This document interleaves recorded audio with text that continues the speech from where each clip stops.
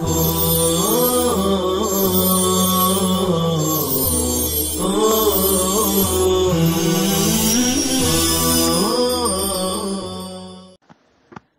اللہ الرحمن الرحیم نحمده ونصلی علی رسوله الکریم اما بعد قال المصنف رحمه الله وكل ما دل على هيئة صح أن يقع حالا مثل هذا بسرا أطيب منه رطبا وقد تكون جملة خبرية فالاسمية بالواو والضمير أو بالواو أو بالضمير على ضعف والمضارع المثبت بالضمير وحده وما سواهما بالواو والضمير أو بأحدهما ولا بد في الماضي المثبت من قد ظاہرة او مقدرة۔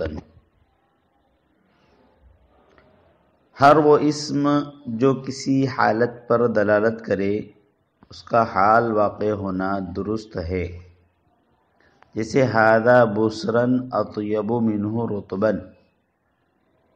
یہ کھجور بحالت بسر اچھی ہے بنسبت بحالت رطب کے، یعنی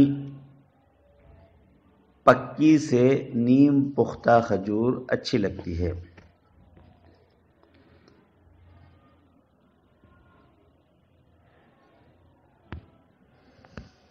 اور حال کبھی جملہ خبریہ ہوتا ہے،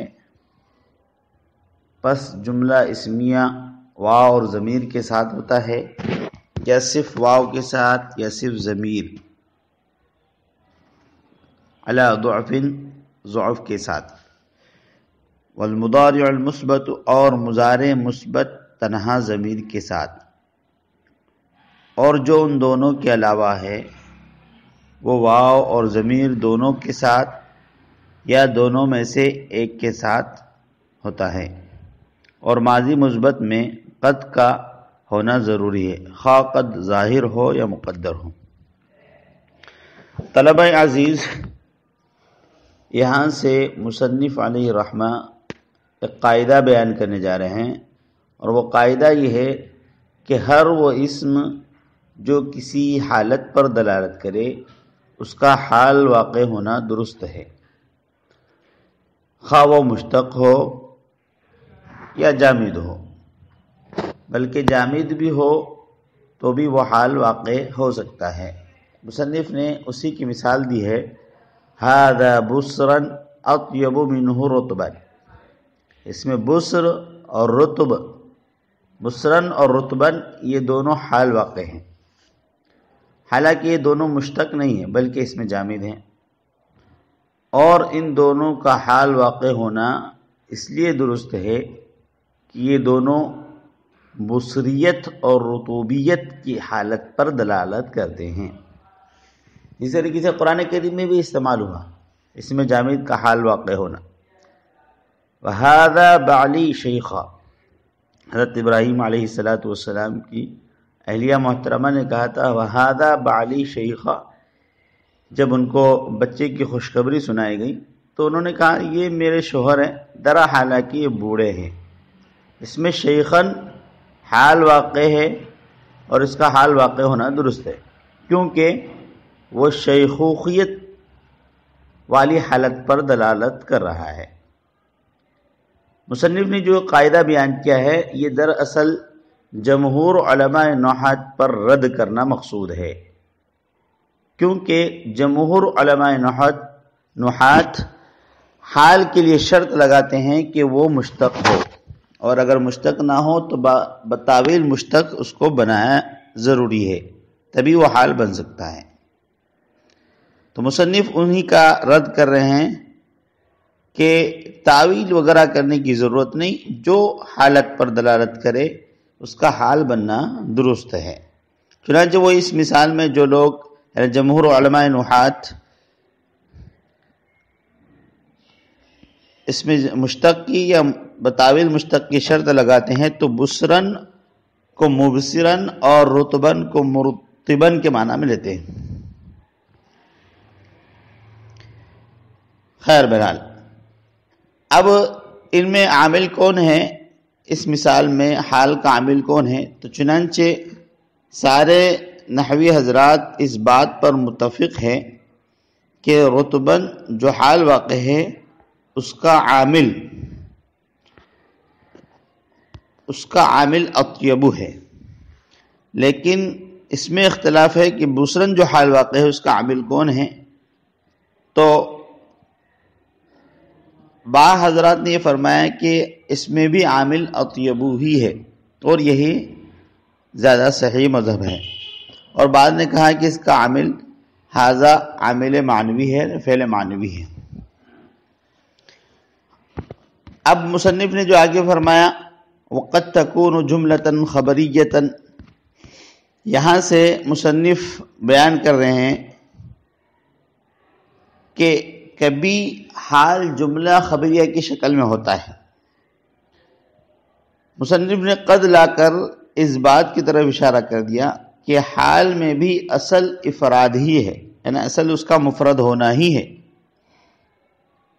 کیونکہ حال بھی ایک قسم کی خبر ہے اور جو ذوالحال ہے وہ مبتدا کے درجے میں ہے، تو حال خبر کے درجے میں اور ذوالحال مبتدا کے درجے میں.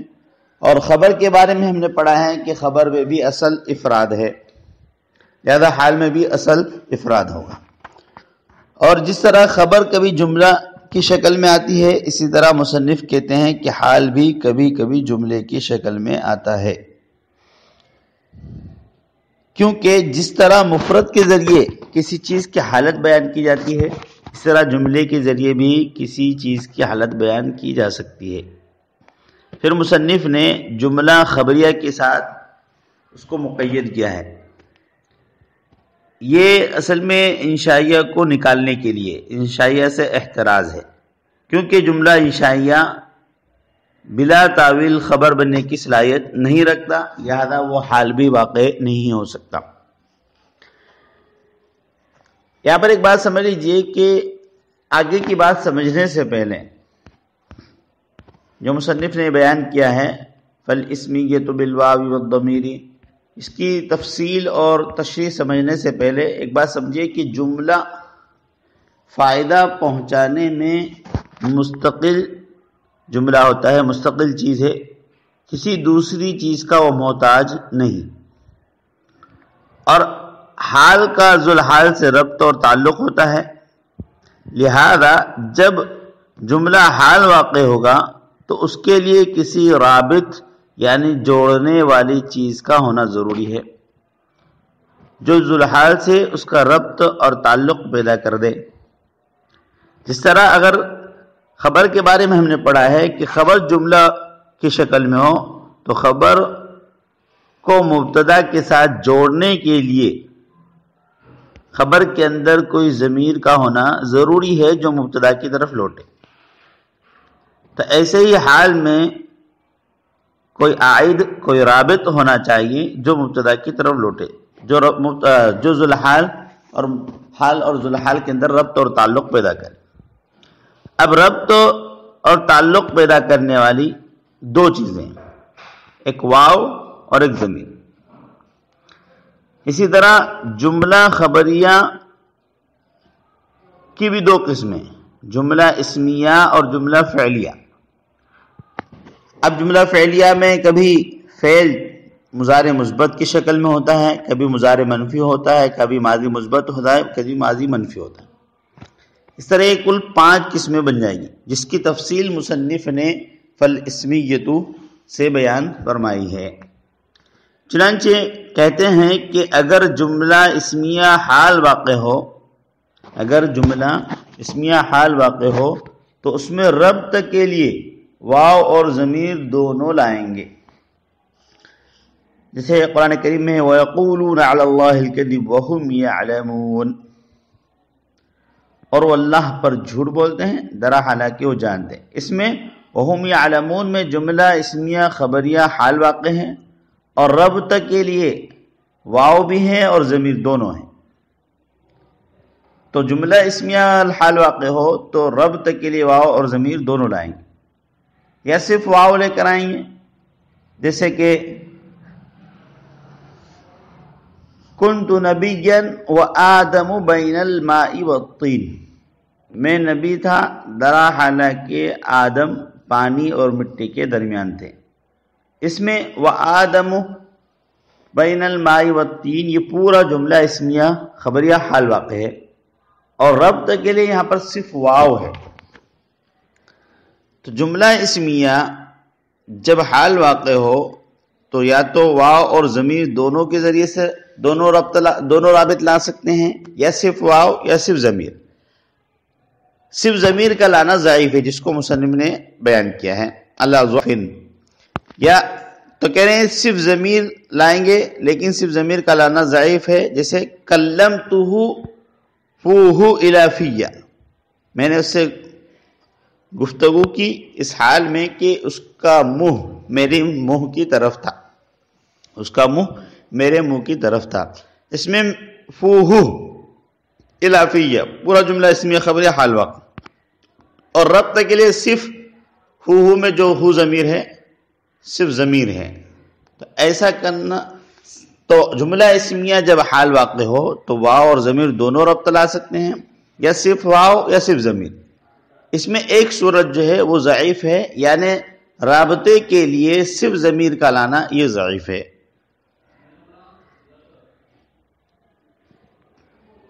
اس لیے کہ ضمیر جو ہے یہ رابطہ عام ہے، یہ خاص کر حال کے ساتھ ارتباط پر دلالت نہیں کرتا، بلکہ مبتدا خبر کے درمیان بھی ارتباط پر دلالت کرتا ہے. اب یہاں پر دیکھیے کہ وہ چیز بھی فوت ہے، یعنی حال کا اپنی اصلی حالت پر نہ ہونا اور ارتباط بھی کمزور ہے. اس وجہ سے کہہ رہے ہیں کہ صرف ضمیر کا لانا یہ کمزور ہے. مطلب یہ ہے کہ حال میں اصل، یعنی حال میں اصل تو مفرد ہونا ہے، تو یہاں تو جملہ کی شکل میں ہے تو اس کا اصل بھی فوت ہے، اور ارتباط بھی خاص نہیں ہے بلکہ عام ہے، یعنی ضمیر. لہذا صرف ضمیر پر اکتفا کرنا ضعیف ہے، برخلاف حرف واو کے کہ اس میں صرف واو پر اکتفا کرنا ارتباط کے لیے تو یہ صحیح ہے، اس لیے کہ واو یہ خاص ہے ارتباط کے لیے. خیر، آگے مصنف فرمایا اگر جملہ فعلیہ ہو، جملہ خبریہ میں سے اگر جملہ فعلیہ ہو اور جملہ فعلیہ میں سے مضارع مثبت حال واقع ہو تو پھر صرف ضمیر ربط کے لیے کافی ہے، واو کی ضرورت نہیں ہے. جیسے کہ قرآن کریم کی ایک آیت ہے اور قصص النبیین میں بھی آپ نے پڑھا ہے، وَجَاءُوا أَبَاهُمْ عِشَاءً يَبْكُونَ، اور وہ سب یعنی برادران یوسف اپنے ابو کے پاس آئے رات کے وقت، یبکون روتے ہوئے. یبکون یہ حال واقع، جملہ فعلیہ خبریہ ہے اور حال واقع ہے، اور اس میں ربط کے لیے صرف ضمیر ہے جو یبکون کے اندر مستتر ہے، ہم ضمیر.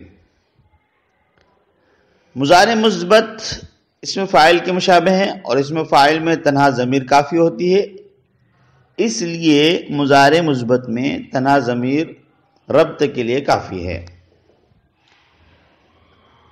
اگر جملہ حالیہ مذکورہ دونوں صورتوں کے علاوہ ہو، آگے مصنف نے جو بیان کیا ہے وما سواہما بالواو والضمیر او باحدہما، یہاں سے مصنف جو ہے ان دونوں صورتوں کے علاوہ حکم کو بیان کر رہے ہیں کہ اگر جملہ حالیہ مذکورہ دونوں صورتیں جملہ اسمیہ خبریہ جملہ فعلیہ میں سے مضارع مثبت ان کے علاوہ ہو، باقی تین ہوں. اب ظاہر سی بات ہے کہ جملہ فعلیہ کے علاوہ میں کون کون ہوگا؟ مضارع منفی، ماضی مثبت، ماضی منفی، یہ تین ہیں. تو 5 صورتیں ہو گئی نا، جملہ اسمیہ، ٹھیک ہے، اور جملہ فعلیہ میں سے مضارع مثبت، یہ 2، اور اس کے علاوہ 3 صورتیں کون کون سی ہیں؟ مضارع منفی، ماضی مثبت، ماضی منفی. تو ان میں ربط کے لیے مصنف بیان کر رہے ہیں کہ واو اور ضمیر دونوں لائیں گے، یا ان دونوں میں سے کسی ایک کو، یعنی صرف واو کو یا صرف ضمیر کو. اور اس صورت میں ضمیر پر اکتفا کرنا ضعیف نہیں ہے. اب ہر ایک کی آپ مثال سمجھیے. جیسے جاءنی زید وما یتکلم غلامہ، یہاں پر دیکھیں وما یتکلم غلامہ مضارع منفی حال واقع ہے، مضارع ہے منفی ہے اور حال واقع ہے، اور ربط کے لیے واو اور ضمیر دونوں ہیں۔ وما یتکلم میں واو بھی ہیں اور غلامہ میں ہو ضمیر، یہ زید کی طرف راجع ہے، لہذا واو اور ضمیر دونوں ہیں۔ اس طریقے سے جاءنی زید ما یتکلم غلامہ، اس میں اس مثال میں رابط اور ارتباط کے لیے صرف ضمیر ہے، ما یتکلم غلامہ، یہ پورا جملہ فعلیہ مضارع منفی یہ حال واقع ہے، اور یہاں پر ربط کے لیے صرف ضمیر ہے، واو نہیں ہے۔ اس طریقے سے جاءنی زید وما یتکلم عمرو، اس مثال میں صرف واو ہے کیونکہ ما یتکلم کا فاعل عمرو ہے اور اس میں کوئی ضمیر نہیں ہے جزء الحال کی طرف لوٹے۔ یہ سب مضارع منفی کے حال واقع ہونے کی مثالیں تھی جو بھی ہم نے آپ کے سامنے پیش کی۔ آگے چلتے ہیں ماضی مثبت کے حال واقع ہونے کی مثالیں۔